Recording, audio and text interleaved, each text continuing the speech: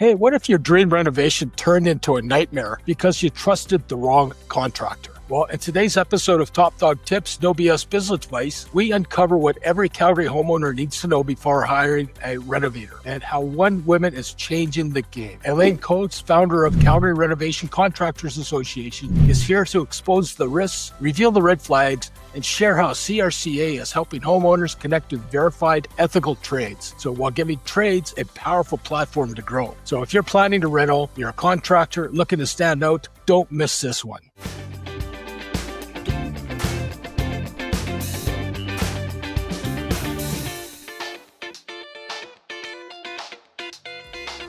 Hey, Elaine, welcome to the show. Thank you, Greg. Nice to be here. Hey, listen, so let's go back to the beginning here. Growing up on a cattle farm east of Calgary, hard work wasn't just encouraged, it was expected. So how did that experience shape your mindset, and how does it show up in the way that you run CRCA today? Well, it was a large cattle farm operation, so everybody had to pitch in a little bit somewhere along the line. So when you grow up watching work go around you all day long, every day, it kind of grows into your own personal fiber. And that comes along with you into adulthood for sure. That kind of work ethic is rare, and it really shows in how hands-on and committed that you are. But let's fast forward a bit, because you didn't just stop at being a successful business owner.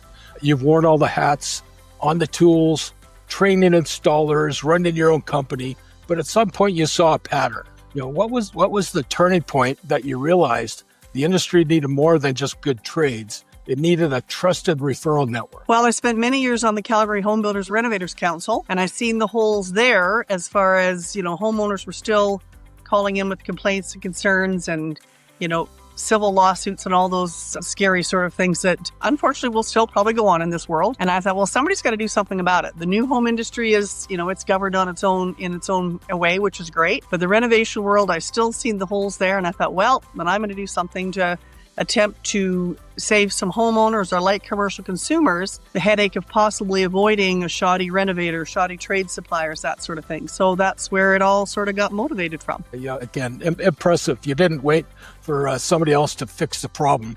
You took action and built up CRCA from the ground. So let's dig a little deeper into the problems that you actually stepped in to solve. You saw what was happening out there, good people being taken advantage of. So from your perspective today, what are the biggest risks homeowners face when hiring a renovator? Well, sad but true. I mean, you still have, a lot of your hard-earned money at stake, whether you're putting in a $6,000 bathroom renovation or a $250,000 main floor, full renovation like that. So your hard-earned money is on the table and, there for the taking, so to speak. So unless you have all your ducks in a row, get your 3 quotes, get everything in writing, make sure you've got your scope of work very clear. So you are comparing apples and apples when you're presenting your information to renovators or trade suppliers that you're acquiring their information from. So you're getting proper data back. You also learn a lot from speaking with those few trade suppliers or renovators, learning some lingo, learning the process, all those kind of things, making sure that they have their UCVs in place, their $2 or $5 million liability insurance, copies of that paperwork. You're entitled to ask for verification of those documents, whether it's hard copy or digitally, whatever you're comfortable with. A lot of them have to be bonded. They're sitting on some of your money. They're shopping for supplies in advance, all that sort of stuff. So just making sure that you're doing your due diligence, because it's still on the homeowner consumer or the light commercial consumer to do their homework. There's plenty of information out there, whether it's my organization, lots of other municipal organizations, or even private sector not-for-profit organizations to cross-reference data with and learn the process as well. That's eye-opening and insightful. And, you just listed off 25 different things that they have to do. But, the tough part is, the reality is most homeowners don't even know what the questions to ask or what are signs to look for. So let's back it up a bit. Let's get a little practical. What can people do to protect themselves before they sign anything? Well, three main things. Do your homework, get on the internet, do some Googling around. There's lots of free information on there. All it takes is your time. And like I said, it's your hard-earned money. So spend time safeguarding your hard-earned money. So do your homework. You check Google reviews, even though those can sometimes be skewed as well. Ask your friends and neighbors. Word of mouth is a huge review process. Whereas you're going to get some really good information right there talking to your friends and neighbors. If you see signage on lawns, that's another good resource right there because they're in someone's home. Knock on the door. Say, hey, I noticed you got ABC Renovator out here. What all are you doing? How are they performing? Have you had any troubles? How do they resolve it? So there's, again, it's up to the homeowner consumer or light commercial consumer to do that digging and find out what you need to do. And just in making those few little steps, you're going to narrow down that process to, 3 important things that you need to do. It's just going to fall into place, but you've got to start the ball rolling, and it's up to the consumer to start that process. Yeah. And you will learn a lot from talking to a few people. Yeah. So on that same note, I've heard you recommend it a few different times, but you recommend homeowners get at least 3 quotes. Why is that such a big deal? And what really happens during that process? Well, not only do you learn, like I said, the verbiage and lingo that's out there, but you learn their personalities, and it's a chemistry thing. You might not gel with 2 out of those 3. You might not gel with any of them, then move on to number 4. So learning their process, you'll learn more about your scope of work, and maybe you need to fine tune some things as well, or ideas that you never thought of. They might have some design ideas, and like light bulb's going to go on, and you go, wow, that's a really great idea. Maybe we shouldn't do this or the other. Maybe we should go that route instead. Thanks for the idea. So pure learning process. All of it is learning process. Yeah, that's quite valuable. So again, so when they're sitting down with these contractors reviewing the quotes, what should they be listening for or asking about? Like, what are some of the signs that separate real pros from the ones just pretending or playing the part? Well, again, it goes back to chemistry and gut instinct. We all have gut instinct. God built us that way. So if something doesn't feel right, either question it or close the book. If it's really, really, really questionable in your gut, close that book. Go move on to number next. And those kind of interviews and talking, hopefully it's in person. If they don't have the time to come out to see you in your space, again, depending on the caliber of what you're doing, they should have the time to come up and see you. You'll learn a lot just by how they answer the questions. If they have the answers right at hand, if they have, like I said, all their paperwork and certificates behind them in a portfolio, or able to give you, there, and you hate to judge a book by its cover, but that's just a reality of the world. Make sure they're, decently presentable, they speak well, they're not driving a jalopy truck where the fender's falling off the back, and again, it sounds a little bit pretentious, but it's kind of true. Those things are all, image, and you can tell a lot by how someone presents himself in those areas as well. Yeah, those are great due diligence areas of concern. They really make all the difference. But let's be honest. Sometimes a slick website or a branded truck or a polished pitch can cloud people's judgment. There's a common myth that polish equals professionalism. Just because a contractor has a flashy truck or slick website doesn't mean that they're legit. So what are some of the red flags homeowners should really be watching for? Absolutely. Like I said, just because you can afford a big truck, it's probably on lease, or just because you're at a big fancy home show, that means you had $5,000 for a booth. That's all that means. It doesn't mean they're good at what they do. Doesn't mean they're ethical. So there again, doing your homework, lining up some questions for them, really listening to how they're answering your questions, how they might be solving your problems, filling your needs and your wants in your project as well. So again, a lot of the flashy things doesn't always necessarily mean it's going to be that any more wonderful. No, not at all. So again, there's that gut instinct, due diligence, good questions, talk to your neighbors, talk to your friends, make some phone calls. I'll talk to people for as long as they want on the phone, answering questions on different things they need to know or learn, and give them other resources. I'm definitely not the only game in town that's going to give them really good information. Yeah, once again, some great insights. So let's flip the script a little bit. There are fantastic trades and renovators out there who generally care and do great work. So how does CRCA help connect those pros with the right homeowners and vice versa? Well, being in construction since 2000, so 25 years now, and I ran a very successful trade supply company in Calgary for high-end builders and high-end renovators and that sort of thing. So I am, I've been around a while, connected to a lot of very good renovators and trade suppliers. Again, being on the Renovation Council for Calgary Home Builders for many, many years, connects you with a lot of very high quality, good quality resources as well. I also, once a month, I run a networking event. So people are, public and trades are welcome to come out and mix and mingle at either lunch and learns, breakfast seminars, after hours mixers. I have an annual trade show. So a great place for people to come and mix and mingle and just talk on their own freely and meet some new people and learn some new information. So the CRCA is really about smarter, safer connections for both sides of the renovation. Yeah, it's valuable for homeowners to come out to my networking events once a month as well. Again, they never know who they're going to meet in the room because, every month is different with different members and non-members and homeowners and people like that in the room. So it's a great way to connect. Also, if I'm at one of my networking events and I know that, John or Sal, you're looking for a particular resource, I will take them by the arm and say, hey, come with me. I'm going to introduce you to so-and-so. I'll introduce them briefly and then walk away and let them carry the conversation. So it's a nice condensed way of meeting people that they may not have met that day. So I do a little bit of digging into who's who in the room and who needs what. I love that hands-on vetting first approach, Elaine. But let's flip it again. What's in it for the trades to join? Why should a skilled contractor consider being part of the CRCA? And what are some of the key benefits CRC members receive when they come aboard? This is a great question. Several benefits of membership. I have a live website with all my members posted on there with all of their contact information, their WW, their phone numbers, their cell numbers, whatever information they want put out to the public on my live website. And as a new member, they also get a new member e-blast right off the bat that thousands and thousands of people see, way beyond my reach because of my existing members also share that information on many, many social media platforms as well. I'm probably on about 10 different media platforms.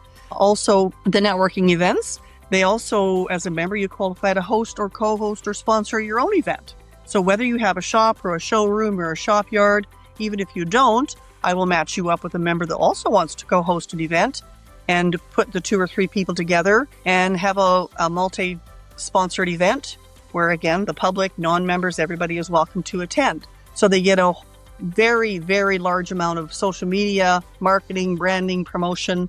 That's the main purpose of the organization is marketing and branding, promoting my members, which at the end of all that equals dollar sales in their pocket and their bottom line. Very big benefit to my members is I'm out and about a lot. If I drive past a member's showroom or shop yard or retail store, anything like that at all, I pull over, I photo, and I blog about my members right on the side of the road, tag them on it so they know I was there working in the background for them. So that's some huge exposure as well, 365 days a year. Yeah, so it's you're way beyond just a listing of names and logos. You're actually promoting your members, giving them visibility and positioning. And you know what, you talked about it a couple times, but the one place that really shines through is your in-person networking events. So let's talk a little bit about that. How do those gatherings help build trust and connection between homeowners and trades? For instance, one of my members, it was in a boardroom, so it was a professional service day, and there were several homeowners in the room, and one couple in particular,